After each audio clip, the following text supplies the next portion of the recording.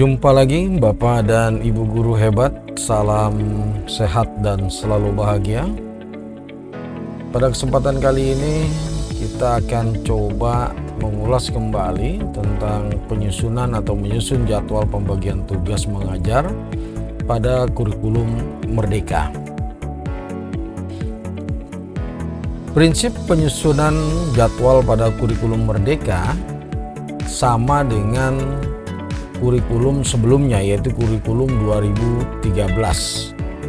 Tetapi karena ada kegiatan proyek penguatan profil pelajar Pancasila atau P5 di kurikulum Merdeka ini, maka kita perlu sesuaikan antara kegiatan intra kurikuler dan kegiatan proyek atau P5-nya di dalam penjadwalan.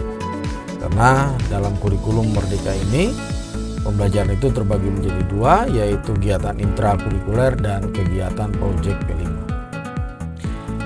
Ada 3 pilihan meletakkan jadwal P5 sesuai dengan buku panduan. Yang pertama, sistem harian, yaitu setiap hari ada alokasi untuk P5 sesuai alokasi waktu yang disediakan. Yang kedua, sistem mingguan, yaitu ditentukan hari dalam seminggu khususnya untuk P5, misal hari Jumat, hari Sabtu, atau hari yang lainnya. Dan yang ketiga, sistem blok, yaitu kegiatan P5 difokuskan dalam blok waktu, misalnya di akhir semester atau di bulan apa yang nantinya akan disepakati. Nah, ini saya berikan contoh jadwal yang sistem harian. Jadi di sini ada, kita lihat bersama bahwa P5-nya ini ditaruh di setiap hari, baik Senin, Selasa, Rabu, terus Jumat, Sabtu. Ini di akhir-akhir pelajaran, 2 jam akhir pelajaran. Di kelas lain juga demikian, sama. Ada 1, 2, 3, 4, 5. Pengalokasiannya ini itu sebanyak 10 JP atau 10 jam pelajaran. Baik, ini contoh sistem yang mingguan. Jadi bisa dilaksanakan pada hari Jumat dan Sabtu. Ini semuanya tidak ada pembelajaran intrakurikulernya, tapi proyek yang dilakukan Jumat dan Sabtu. Di kelas lain juga demikian. Gitu.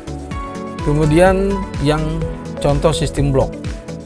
Nah, pada misalnya kita buat kegiatan P5 ini pada bulan Maret.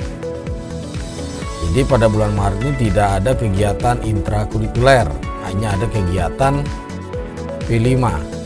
Jadi pada minggu kedua 15, minggu ketiga tanggal 22 Maret, dan ini 2 minggu.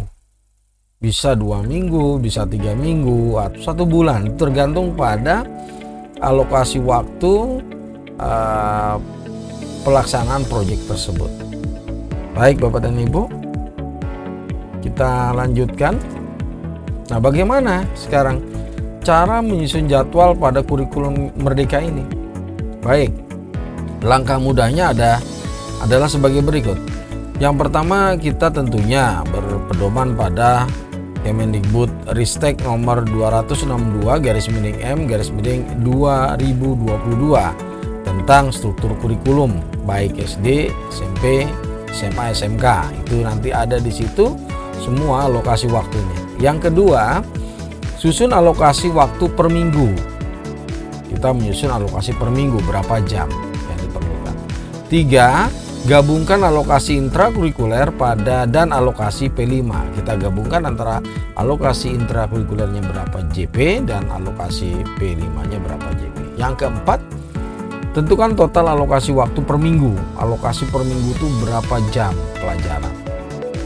5. Jumlah alokasi mapel utama ditambah bulog tambah pilihan.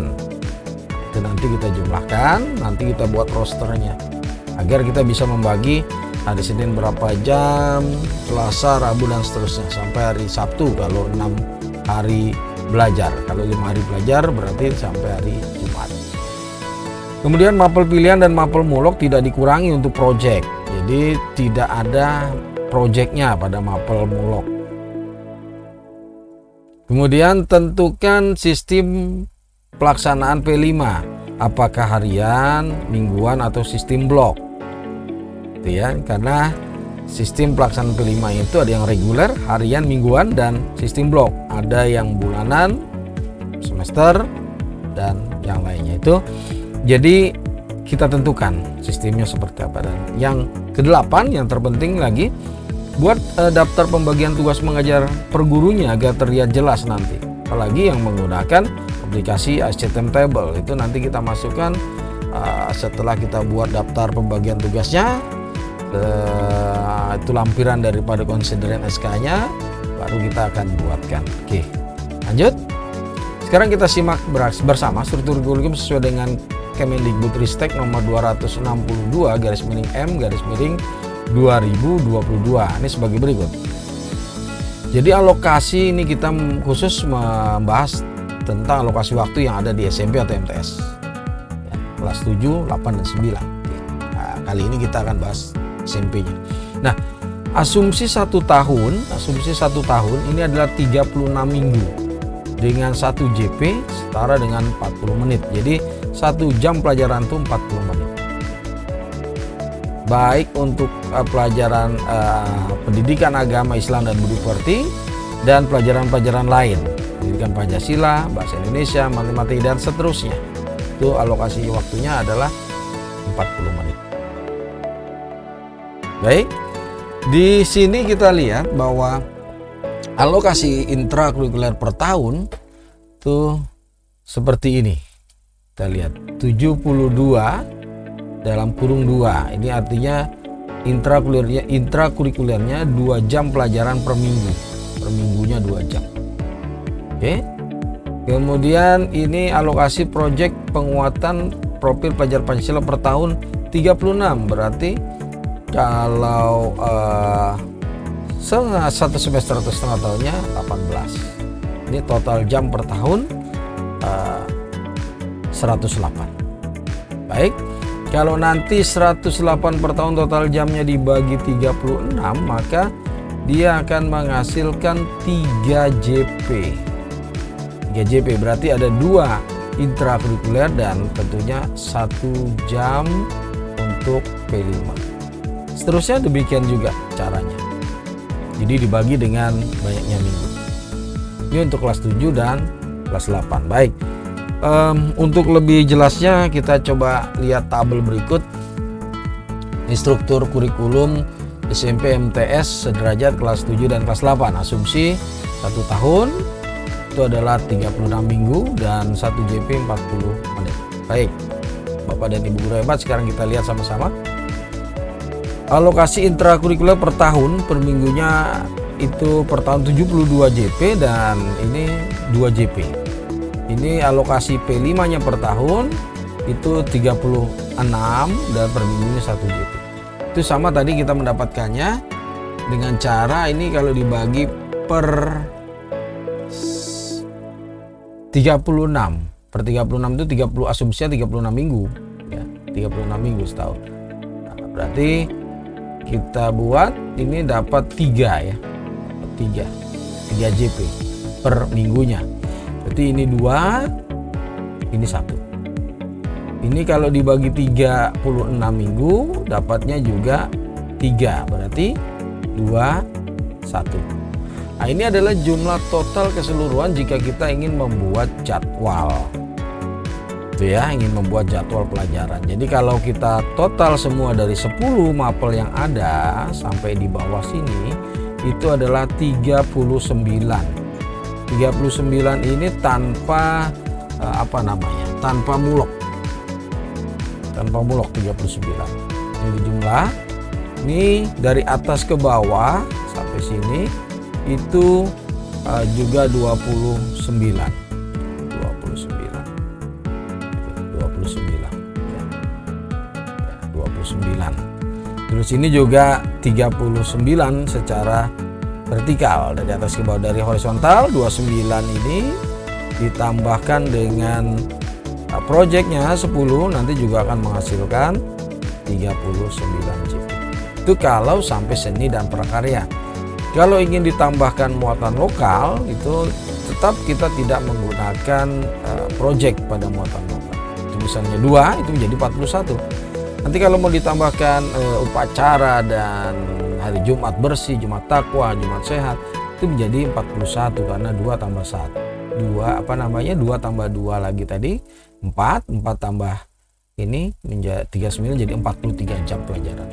Tapi kalau yang pokoknya adalah ini 39. Jadi bisa juga Bapak dan Ibu guru hebat bahwa kegiatan P5 itu bisa juga diambil dari 25% dari total keseluruhan jumlah jam per minggu totalnya. Kalau ini kita lihat total jam per minggu adalah 39 JP. Kalau dihitung-hitung secara matematika Bapak Ibu ya, kita hitung di sini 25% dikali dengan 39 JP itu nanti akan kita dapat 9,75 JP. Lebih seperti itu. Lebih seperti itu. Jadi kalau kita cari secara matematika, kita hitung-hitungan yang itu adalah lokasi waktunya adalah 25%-nya, maka itu 0,25. 25% itu adalah 0,25 dikalikan dengan 39 itu nanti hasilnya 9,75. Jadi ini kalau dibulatkan itu menjadi 10 JP, 10 jam pelajaran. Jadi pas saja Bapak Ibu, kita bisa juga membagikan dengan dengan jumlah minggunya atau kita dengan menggunakan 25% dari jumlah total yang ada ini. Sama hasilnya. Itu Bapak Ibu ya. Oke. Mungkin sudah agak lebih jelas ya. Oh, seperti ini menghitungnya dan seperti ini. Oke. Ini kalau kita menggunakan jadwal reguler atau harian atau mingguan, itu kita nanti menggunakan yang masuk dalam jadwalnya adalah ini, yang untuk jadwal mengajarnya. Dan ini untuk proyeknya nanti jumlahnya 10. Oke, kita lanjutkan biar agak lebih jelas. Untuk kelas 9-nya itu asumsi 1 tahun itu 32 minggu. Sama 1 JP-nya masih 40 menit. Sama juga di sini ada 39 jumlahnya semua total. Caranya menghitung sama tadi seperti kelas 7 dan 8. Ini bila dijumlah secara vertikal 39, bila dijumlah secara horizontal ini ditambahkan dengan ini, nah ini, maka akan menghasilkan ini 39 sama ya. 25% juga diambilkan dari itu. Baik, kita lanjut Bapak dan Ibu. Ini struktur kurikulumnya seperti ini. Kelas 7, 8 dan sekarang kelas 9 32 minggu. Oke. Nah, sebelum kita membuat roster atau penjadwalan, sebaiknya kita buat seperti ini.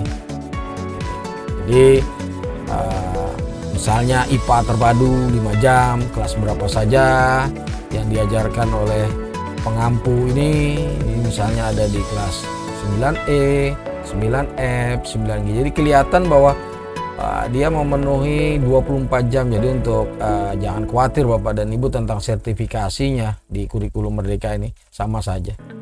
Bisa saja terpenuhi semuanya. Oke. Ini 15 jam, tapi karena dia mengampu di kesiswaan berarti ditambah 12. Nah, jadi 27 JP. Nah, ini sudah memenuhi dan kelayakannya ya untuk menerima tunjangan tersebut. Jadi tidak jadi masalah, sama saja sebetulnya untuk membuat satu roster dalam penjadwalan.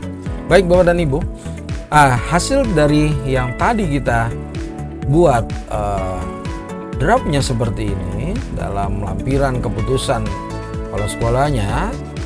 Nah itu nanti kita masukkan dalam aplikasi penjadwalan yang lebih enak, yang memang menggunakan aplikasi ini, namanya IC Timetable. Ini kita gunakan IC Timetable 2022 ya. Jadi setelah dimasukkan, di setting, kemudian kita generate, kemudian nanti menghasilkan jadwal seperti ini. Kita lihat di sini untuk kelas 7A. 7A itu P5-nya ada hari Senin jam 7.08, Selasa, terus Rabu, kemudian Jumat dan Sabtu untuk 6 hari belajar. 2 kali 5, 1, 2, 3, 4, 5 itu adalah 10 JP. Jadi ini semuanya adalah 10 JP. Sudah 10 JP. Yang lain juga demikian. Kita ambil misalnya yang kelas 8A, ini ada di hari ini, nah, itu, dan ini. Nah, berarti 10 JP juga. Sama semua kelas ya. Kelas 9 juga, 9A misalnya ini, ada hari-harinya. Tuh. Nah, ini juga Sabtu dia tidak ada di 9A, ini 10 jam juga. Oke, begitu Bapak dan Ibu guru hebat. Semua jelas ya. Oke.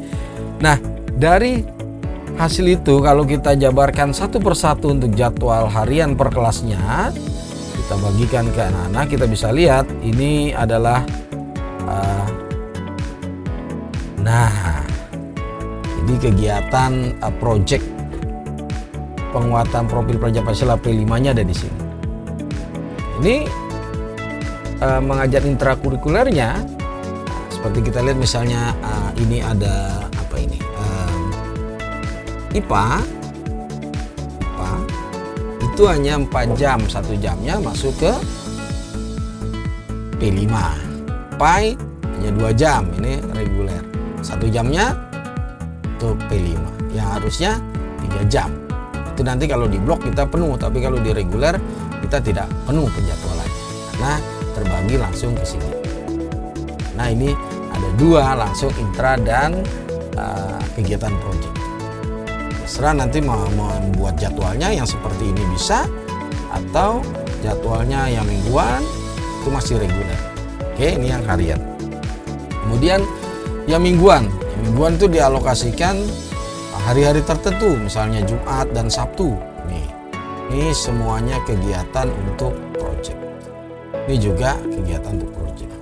29 yang pokoknya, pelajaran yang pokoknya 29, itu nanti ditambah dengan, ini kan yang pokoknya itu tadi ada 29 ditambah 10, berarti ada 39 jam. Ya, ada 39 jam. Nah, terus di jadwal ini ada tambahan upacara, kemudian Jumat sehat, Jumat bersih, itu 2 jam lagi, berarti ada 41 JP, 41 JP. Ada 41 JP. Oke, 41 JP. Betul nggak nih 41 JP? Kita lihat ya. Kita lihat 41 JP betul nggak? Ini ada 1, 2, 3, 4, 5, 6 hari. Sampai di sini ada 6 hari lagi. 6 kali 6 36, ini 35 ya, kurang 1, 35, 36, 37, 38, 39, 40, 41, 42, 43 jam. 43 jam. Berarti ini ada tambah lagi, berarti di sini tadi masih kurang ada BTA-nya Al-Qur'an. Nah, ditambah lagi BTA, baca tulis Al-Qur'an itu 2 jam. Berarti ini ditambah 2 jam. Berarti betul ya, tambah 2 jam berarti ada 43 JP dalam seminggu. Nah, roster ini adalah 43 JP dalam seminggu karena ada tambahan muatan lokal seperti BTA, kemudian ada 2 jam ya BTA ya, ada upacaranya 1 jam, dan ada Jumat sehat, Jumat bersih ada 2 jam. Jadi ada tambahan sekitar 4 jam, jadi 41 JP. 39 ditambah 4 menjadi 46 Oke, baik, begitu cara menghitungnya.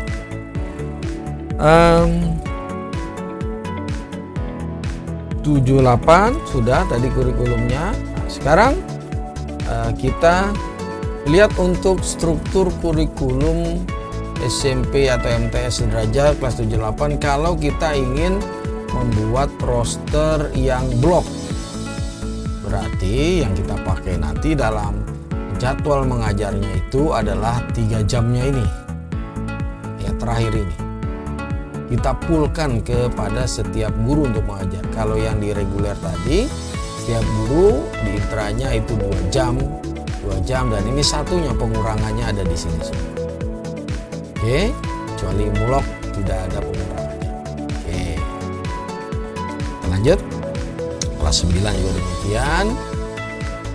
Nah, kita sekarang buat jadwalnya seperti ini nanti. Setelah kita buat roster tadi seperti ini yang untuk blok juga, ini nanti tentunya yang blok ini langsung IPA-nya kita full, kemudian itunya apa namanya, PAI-nya juga kita full gitu ya, full semua. Jadi 3 jam dan sebagainya. Oke, buat seperti itu. Nanti hasilnya seperti ini Bapak dan Ibu. Kalau sistem blok ini kita tidak melihat adanya alokasi untuk kegiatan P5-nya. Nah, ini di full semuanya. Jadi pada bulan-bulan tertentu baru dia tidak ngajar intra lagi tapi langsung kepada proyeknya. Full ya. Pancasila, matematika ini ada 5 jam di full semuanya. Bahasa Indonesia juga di full jam itu ya. Kemudian Pancasilanya juga di full menjadi 3 jam. Oke, jadi tidak ada project untuk pembelajaran intrakurikuler semua ada blok itu kita full semua pembelajarannya, dan nanti pada di akhir semester baru kita buat ini dengan mengalokasikan pelaksanaan proyek penguatan profil Pancasila. Yang terpenting Bapak dan Ibu guru hebat dalam pelaksanaan proyek penguatan profil Pancasila ini tidak harus menghasilkan satu produk, tapi yang penting adalah adanya perubahan daripada karakter siswa atau anak didik kita. Apakah dia mulai berkembang, apakah dia sedang berkembang, apakah berkembang sesuai dengan harapan, atau sangat berkembang. Itu kita buat rubriknya nanti untuk hasil daripada pelaksanaan proyek penguatan profil pelajar Pancasila. Jadi tidak melulu dan harus produk, perubahan tingkah laku, perubahan mindset, perubahan perilaku, dan perubahan yang ada itu juga merupakan satu hasil daripada pelaksanaan proyek penguatan Pancasila yang bersediakan 6 dimensi profil pelajar Pancasila. Itu Bapak dan Ibu. Mudah-mudahan bisa dipahami dan mudah-mudahan bisa untuk bahan wawasan atau acuan untuk membuat jadwal pembelajarannya baik secara reguler maupun secara blok.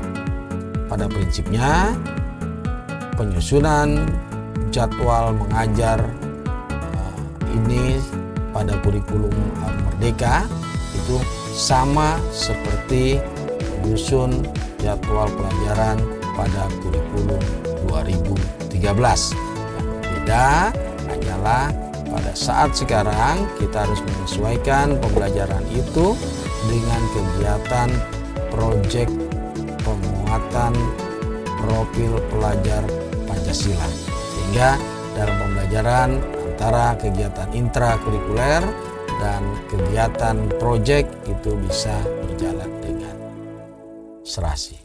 Baik, demikian Bapak dan Ibu, tetap semangat, tetap terus belajar dan mencari pengetahuan tentang ini semua.